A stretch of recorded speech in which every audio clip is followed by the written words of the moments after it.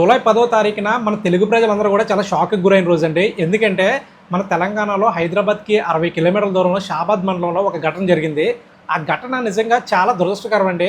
రాజశేఖర్ అనే ఒక్క వ్యక్తి మొత్తం 6గురిని చంపాడండి. ఒక్కరిని కాదు, ఇద్దరిని కాదు, 6గురిని. ఆయన చంపిన తర్వాత కూడా వాళ్ళ పేరెంట్స్కి ఫోన్ చేసి నేను చంపేశానని చెప్పారంట. అయితే ఈరోజు న్యూస్లో చూసాను, ఈరోజు ఈవినింగ్ ఎప్పుడో ఆయన కూడా చనిపోయాడని అయితే వచ్చింది.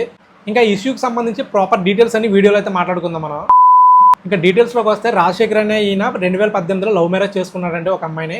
ఆయనకి 3 పిల్లలు పుట్టారు. అయితే ఫస్ట్ పుట్టినటువంటి అబ్బాయి సంథింగ్ అమ్మాయికి ఏదో అయిందో ఆయన చనిపోయింది ఏదో అనేసి అన్నారు. అయితే ఇప్పుడు ఈయనకి ప్రజెంట్ 2 పిల్లలు అయితే ఉన్నారు. 2 పిల్లలు, భార్య. ఈయన కూడా బయటకు వచ్చిన ఎవరితోటైనా సరే చాలా కలివిడిగా మాట్లాడేవారంట. ఆయన పైన ఆయన చూసుకుని వెళ్ళిపోయేవారంట, అంతవరకే. అయితే ఈయన అంత బాగానే ఉందనుకున్న టైంలో ఈయన కన్ను వచ్చేసి ఆ ఏరియాలోనే కోచింగ్కి వెళ్తున్నటువంటి ఒక అమ్మాయి మీద పడింది.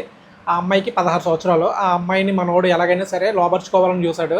ఆ అమ్మాయి కోచింగ్ వెళ్ళేటప్పుడు ఫాలో అవ్వడం, అమ్మాయిని అరెస్ట్ చేయడం ఇలా చేసేవాడంట. రోజు మాత్రం ఆ అమ్మాయి మీద అగాత్యం చేయబోతే ఆ అమ్మాయి వాళ్ళ పేరెంట్స్కి చెప్పిందంట. వాళ్ళ పేరెంట్స్ పోలీస్ స్టేషన్లో కంప్లైంట్ ఇస్తే ఈయన మీద కేసు కూడా పెట్టారు. కేసు పెట్టిన తర్వాత 1.5 మంత్ ఈయన జైల్లోనే ఉన్నాడు. ఆ జైలు నుంచి వచ్చిన తర్వాత కూడా ఈయన టార్గెట్ అయితే మారలేదండి. ఈ అమ్మాయి పైనే ఇంకా జైలుకి వెళ్ళిన తర్వాత చాలా దారుణంగా ద్వేషం అది పెంచుకుని ఆ అమ్మాయి వాళ్ళ పేరెంట్స్ని వాళ్ళని ఏదో చేయాలని చూసేవాడంట. ఈయన జైలు నుంచి వచ్చిన తర్వాత కూడా ఈ పాప వాళ్ళ పేరెంట్స్ మీద, అంటే 16 ఏళ్ళ పాప అని చెప్పాను కదా, ఆ పాప వాళ్ళ పేరెంట్స్ మీద కూడా అటాక్ అయితే చేయడానికి ట్రై చేశారంట వాళ్ళ అమ్మగారి మీద. వాళ్ళ అమ్మగారు స్టేషన్కి వెళ్ళి స్టేషన్లో కూడా చెప్పారంట, ఇలాగ 2 టైమ్స్ మా మీద అటాక్ చేయబోయారు, మాకు ప్రొటెక్షన్ కావాలని. మరి కారణాలు ఏందన్నది తెలియదు. స్టేషన్లో దాన్ని పెద్దగా పట్టించుకోలేదు అన్నట్లుగా కూడా చెప్తున్నారు. అయితే అంత బాగానే ఉందనుకున్నారు. ఇదంతా ఆయన బయటకు వచ్చాడు, ఆయన పైన ఆయన చూసుకుంటారు, ఈయన పైన ఈయన చూసుకుంటారు అనుకున్నారు. కాకపోతే ఇక్కడే జరిగింది ఏంటంటే, బయటకు వచ్చిన ఆయన ద్వేషంతో వచ్చాడు, చాలా కోపంతో. దానివల్ల వీళ్ళ ఇంటికి వెళ్ళి వాళ్ళ వైఫ్ తోటి, వాళ్ళ పిల్లలతోటి, అందరితోటి బాగానే ఉన్నారంట. బిర్యానీ కావాలంటే బిర్యానీ తీసుకొచ్చారంట. నార్మల్ పీపుల్ మనం ఎలా ఉంటాం ఆ విధంగానే ఉన్నారంట. ఏమైందో ఏమో తెలియదు. ఈయన వచ్చేసి వాళ్ళ ఇంటి దగ్గర నుంచి బయటకు వచ్చిన తర్వాత ఈ పాప వాళ్ళు ఉండే ఏరియా 3 కిలోమీటర్స్ డిస్టెన్స్ అంట వాళ్ళ ఇంటి దగ్గర నుంచి. ఆ పాప వాళ్ళు ఉన్న ఏరియాకి వెళ్ళి డోర్ ఓపెన్ చేయగానే పాప వాళ్ళ అమ్మ, అంటే 16 ఏళ్ళ పాప అని చెప్పారు కదా, పాప వాళ్ళ అమ్మగారు ఓపెన్ చేశారంట. వాళ్ళ అమ్మగారిని చంపేశాడు, వాళ్ళ అమ్మమ్మని చంపేశాడు. తర్వాత ఆ అమ్మాయిని తీసుకుని వెళ్ళిపోయాడు ఒక దగ్గరికి. అమ్మాయిని తీసుకుని వెళ్ళిపోయి ఆ అమ్మాయి పైన అత్యాచారం చేసి ఆ అమ్మాయిని కూడా చంపేశాడు. అది అయిపోయిన తర్వాత మళ్ళీ వీళ్ళ ఇంటికి వెళ్ళి వాళ్ళ వైఫ్ని, 2 పిల్లల్ని కూడా చంపేశాడు. ఈ చంపేసిందంతా కూడా మళ్ళీ వాళ్ళ పేరెంట్స్కి, ఈ రాజశేఖర్ వాళ్ళ పేరెంట్స్కి చెప్పి ఇలా నేనే చంపేశానని ఆయన అక్కడి నుంచి పరారైతే అయిపోయాడు. పరారైన తర్వాత పోలీసులు ఈయన మీద 2 లక్షల రివార్డు కూడా చెప్పారు. అంటే ఈయన దొరికితే ఈయన ఆచూకీ చెప్తే 2 లక్షల రివార్డు కూడా ఇస్తామని. ఈయన ఈ 9 మందిని చంపిన తర్వాత కూడా ఎవరికి దొరకలేదు. పోలీసులు కూడా రివార్డు ప్రకటించిన తర్వాత 9 బృందాలు అయితే ఆయన కోసం గాలించాయి. ఎక్కడ ఆయన ఆచూకీ కూడా ఏమీ లభ్యం కాలేదు.